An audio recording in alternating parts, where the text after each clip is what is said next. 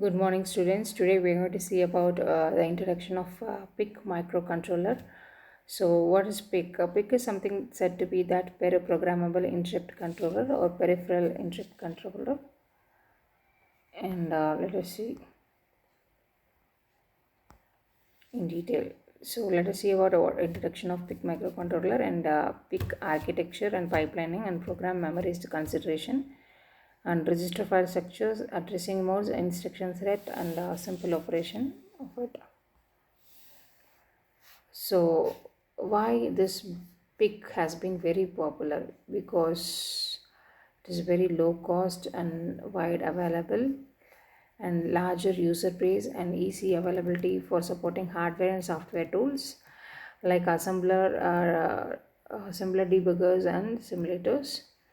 And it is reprogramming with a flash memory and easy to interface with other peripherals. So this PIC is considered PIC is widely used in many applications.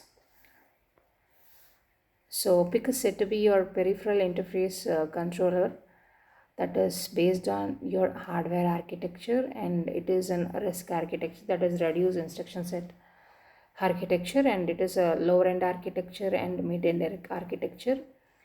So its speed is 20 megahertz and 0.2 microseconds, and it has a watchdog timer and brown out protection. So power on reset, the main thing is power on reset, and it has a ROM, EPROM and ROM flash memories and 8 level of stack and a powerful output pin control and up to 12 independent interrupt sources and direct and indirect addressing modes, timers and serial programming.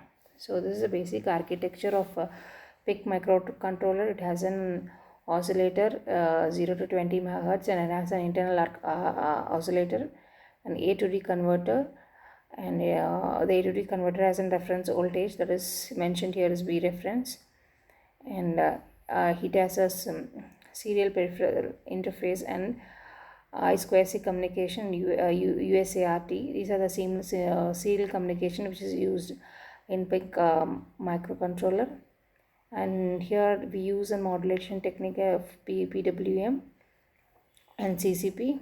And here we have a 5 ports, that is port A, port B, port C, port D, and port E for load and store operation of data and instructions. And here we have 3 timers, that is T0, T1 and T2s, and CPU which performs 32 bit of instructions, and it has a interrupt, and a WTT here represents watchdog timer, and you have a special function register and RAM and a program memory and EPROM and reset and power supplies.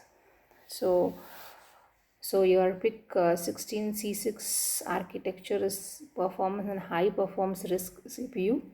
It is an 8-bit microcontroller, low cost, high performance, CMOS, and it is a fully static microcontroller. Only 35 single word instructions are there. Interrupt capability is high. 8 level deep hardware stacks are there. Direct and indirect addressing modes are being there. Then power on reset and power up timer and oscillator startup timer.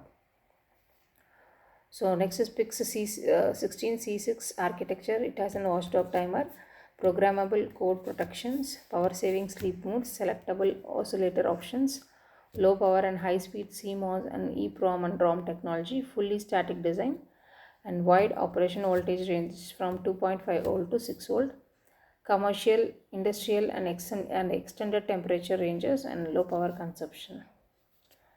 And here it has 3 timers, that is timer 0, 1 and 2. So timer 0 is an 8-bit timer counter with 8-bit prescaler, and timer 1 is a 16-bit timer and counter with prescaler, can be incremented during a sleep via external crystal clock. Timer 1 is an 8-bit timer / counter with an 8-bit period of register, prescaler and a post scaler. And here they use and capture compare PWM module. So capture is 16-bit, maximum resolution of 12.5 nanoseconds, where compare is also 16-bit. Here the maximum resolution is 200 nanoseconds, and PWM maximum resolution is 10-bit. Similarly, here it performs a synchronous serial port with SPI and I2C serial communication interface, and USART is something that universal synchronous asynchronous receiver transmitter. It is also a serial communication interface. It has a parallel save port of 8-bit with external read, write, and control signals, and brown out detection circuitry for brownout reset. If you have any clarification related to this topic, please feel free to contact me. Thank you.